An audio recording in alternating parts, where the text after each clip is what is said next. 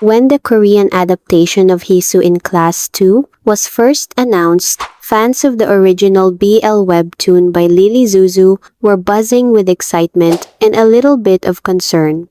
The initial announcement didn't explicitly confirm whether the adaptation would retain its BL storyline, and that raised eyebrows across the fandom. People were nervous it might be, well, straight-washed, and in BL fandoms, that's basically a horror story. No! God, please, no! No!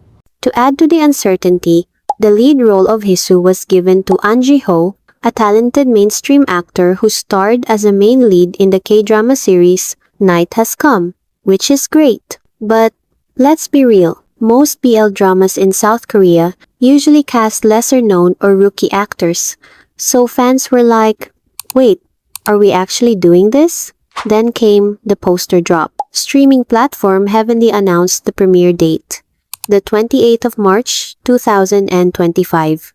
The poster looked great and fans also find out that An Ji-ho's partner will be Lee Sang-jun from Squid Game 2, who played cameo as the mystery pink mask guy. But again, no clear BL confirmation. The fandom took to social media with comments like, "This better be BL focused." Some fans also worried about the presence of a heterosexual couple in the story, hoping it wouldn't overshadow the queer narrative that made the webtoon special in the first place. Still can't believe they chose to incorporate a straight storyline instead of focusing on the queer stories. It literally says, Heesu in Class 2. Just focus on his story and stop shoving hetero couples down our throat. But then came a sigh of relief. An Ji-ho, in an interview, finally confirmed that yes, it's a BL drama. He described it as a human comedy that focuses on Heesu's growth and development. So no need to panic, the heart of the story is still there. In the end, the announcement sparked major buzz. Fans were excited, cautious, but hopeful. And now, all eyes are on the 28th of March, waiting to see if Heesu in Class 2 lives up to the hype.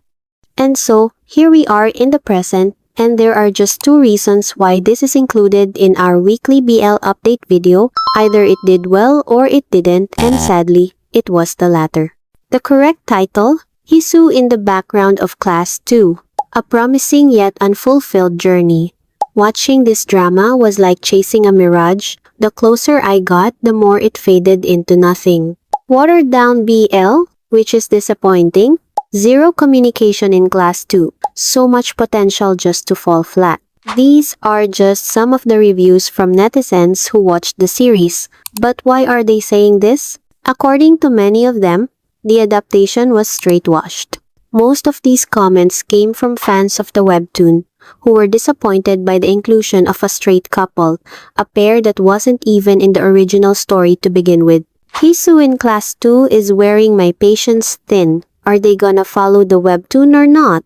Why is there so much screen time for an would-be side couple? Change the freaking drama title then. The way I love Chanyeong in webtoon, but this drama is making me annoyed at him. My problem with Heesu in Class 2 is that we spend so much time with other characters and their relationships than we do with Heesu and Sungwon. So it's really hard to root for them because they get like 2 scenes together. This even led some fans to say that the main couple started to feel like the side couple. I feel like they're going to make them side characters. The way the posters are set up with them at the bottom? Yeah, it's giving rewritten to make the straights shine. Some netizens believe these changes were made by the production team to appeal more to the general Korean audience, which they say might be harder to reach with a full BL narrative, especially with the large-scale production this drama had. Of course, webtoon fans weren't thrilled with this direction. Many reviews gave the story a lower rating despite the acting, visuals, and cinematography receiving high praise. The actors did so well, but my problem is the whole plot of this KBL. Last episode today, and it was such a big disappointment. Like the first few minutes was about another straight couple, then it was about the second couple, and in the last 21 minutes we got to see our main couple. Wasted potential for sure. The lack of Heesu and Sungwon moments was noticeable. In one episode, the two finally hug, and no, there's no kiss scene. That's because Jiho, who plays Heesu, was still a minor during filming. Even so, fans of the webtoon were most disappointed by how it all ended. While some think the ending would work better if there's a second season, they're hoping that next time, the story will finally focus on Heesu and Sungwon. On the other hand, viewers who weren't familiar with the webtoon still found it enjoyable as a standalone series. But I thought it was very sweet. I honestly think we do need more stories like this, where we have a queer character who's in a safe, supportive environment, and it's not just all about watching characters kiss. As much as I love to watch characters kiss, a coming-of-age story is also something I think needs to exist in this space. So those are my thoughts. I'm sorry if you loved the manhwa and this disappointed, but I thought it was very cute. So in the end, Heesu in Class 2 fell short in adapting the original story. Hopefully, future Korean BL adaptations will stay more faithful to the source material, instead of turning them into bromances or hetero-centered dramas just to fit a broader audience. Because, let's be real, those who want to watch real BL will always find a way, subscription or not. Now from Korea, let's head back to Thailand.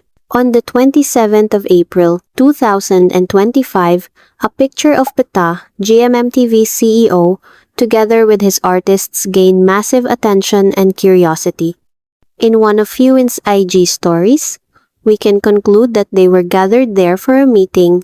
ตอนนี้เราอยู่คนเดียวแล้วถ้าพี่เปไม่มาเปิดประชุมได้ It was later found out that the meeting seemed to be about the manager issues that have been bothering many fans lately. We can even see that the managers and producers are seated beside Peta, while the artists are seated opposite him, suggesting it was a serious meeting. During this meeting, fans also noticed something unusual with their idol's social media accounts. A Winnie Satang fan noticed that Winnie and Satang removed their manager's contact info from their bios and replaced it with a general phone number and GMMTV's email address. Later on, other GMMTV artists also did the same with their Instagram bios. But that's not the only change. Fans noticed that the managers now share all of the artists' work schedules on their social media accounts, leading some fans to believe that the 14 managers may now be managing all 147 GMMTV artists. A huge change from GMMTV after meeting. Artist bios have updated their contact information to the company's line official account and email. All bookings are now centralized, protecting artists from unfair schedule changes by manager, like cutting and adding events to each individual. Honestly, I think they did this to prevent any further allegations and speculation about individual managers deliberately blocking work requests from brands upon initial contact. It's GMMTV closing ranks and protecting their staff. I'm not sure if it's more or less transparent, but it does show that they're aware there are problems and hopefully positive changes will come out of it. A fan also found out that the day of the meeting was supposed to be their yearly GMMTV outing. However, to respect Fort's father's passing, they decided to cancel it. And not just that, remember one of the actors from Addicted Heroine, the Thai adaptation Mac? Well, he just signed with GMMTV. And guess what's more shocking? He was actually the child actor who played Young Toon in Om and Singto's He's Coming to Me. Yeah, I feel so old after knowing this. Not just that, Ping Kritanun, known for the BL pairing Min Ping, who just announced he was leaving his previous company, M Choice, also happened to join GMMTV. Well, I just hope Peta gives these actors new projects and doesn't just leave them on the bench. That's all for this video, nerdies. Let me know your thoughts in the comment section below. Thanks for watching and see you again on my next upload. Stay safe, everyone.